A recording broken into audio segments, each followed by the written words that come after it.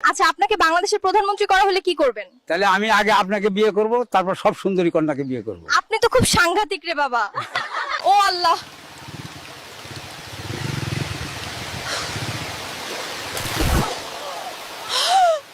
আপনি যদি হঠাৎ 1,00,000 টাকা পান কি করবেন? আমি একটা মসজিদ বানাবো আর ওখানে ভিক্ষা করব। চাচা, যদি আপনাকে একটি গেম খেলতে বলা হয় আপনি কোন গেমটি খেলবেন? ফ্রি ফায়ার নাকি পাবজি? আমি তো ফ্রি ফায়ার খেলবো, কারণ পাবজি তো কার্টুন গেম।